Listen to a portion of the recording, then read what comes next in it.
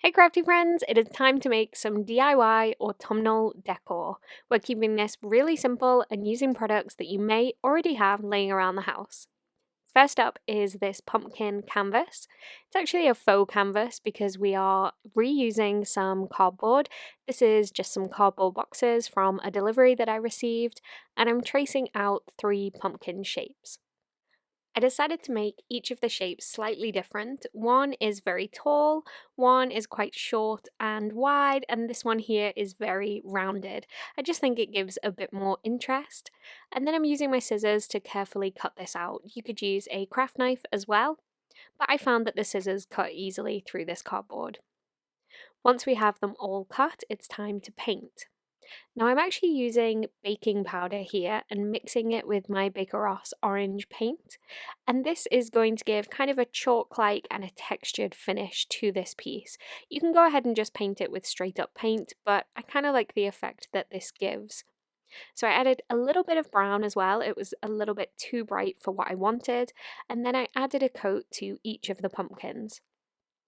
I actually went ahead and let this dry completely and then added another one, and then using again a mixture of green paint and baking powder, round about equal parts of baking powder to paint. Do be careful because it will kind of fizz up as you're mixing it. Then for the pumpkin patch letters, I had these wooden letters here from Baker Ross, so I decided to use them. If you don't have something like this on hand, you could cut them out of more cardboard, or you could just use a paint pen or a Sharpie to add on some text at the end. So our final piece that we'll paint here is the canvas. Again, that same mixture, baking powder and paint, just for that really cool chalk-like finish with the texture, and I added 2 coats and let that dry.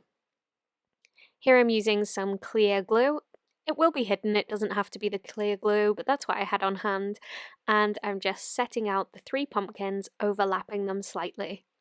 And you can kind of see the texture here. It just looks really fun and definitely gives a more high-end look to this finished piece. It really doesn't look like it was made from some leftover cardboard and a little bit of paint.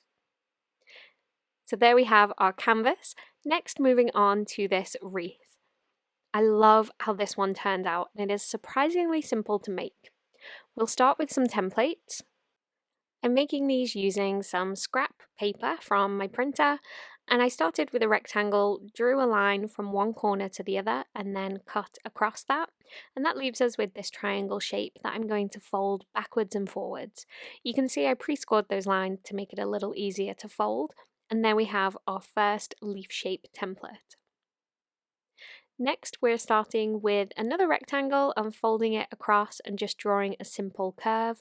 This leaf is so easy to put together, and I really like how this one turns out. Again, just fold backwards and forwards and then fold the whole thing in half, and there we have our second leaf shape. Next, starting with a square, we'll fold that in half. You can see a pattern here, and then we're going to draw a scalloped edge across one corner and cut that out. This one's a little trickier to cut, but I really like how this leaf looks. Again, just folding backwards and forwards. It's very much the same process for each of these leaves, but you can see the different design that each one of those shapes gives.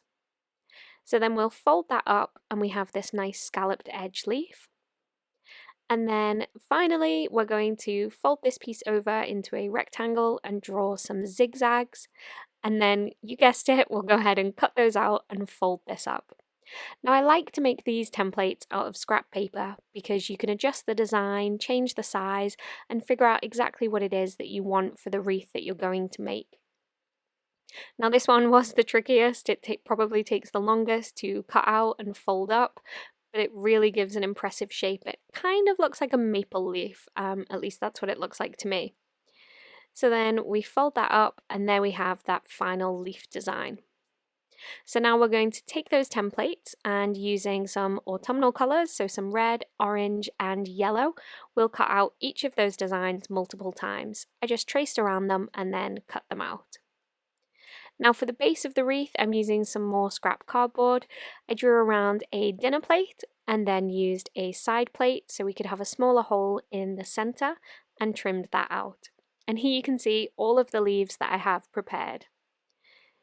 Using regular PVA glue, this is again the clear kind, I'm going to stick the leaves all around the outside of this wreath. This part's really fun. You can just mix and match the colours, make sure you have them all going in the same general direction, but have a couple of those leaves pointing inwards for a fuller look to this whole wreath. I really enjoyed this part of the process. I had some music on in the background and just worked away, kind of placing each of those leaves where I liked them. And because we're using this PVA glue as opposed to a hot glue gun, you could definitely do this with kids, and you can lift and move the leaves if you don't like where they're sat. So it takes a little bit of time to fill everything in. I made sure to make this really full so all of that cardboard was covered, but you could go ahead and colour it up with some paint first.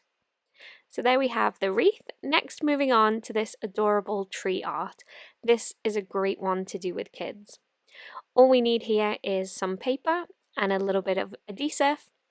I'm going to stick 2 blue pieces together to make sort of an A3 size piece of blue paper. Then I'll cut out a rectangle for the grass, and I'm going to attach that using a Baker Ross glue stick.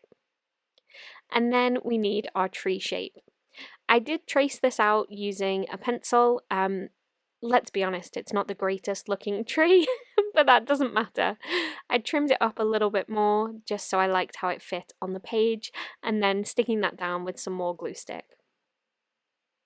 Now the majority of this tree does end up getting covered, and we're going to cover it in these leaf loops.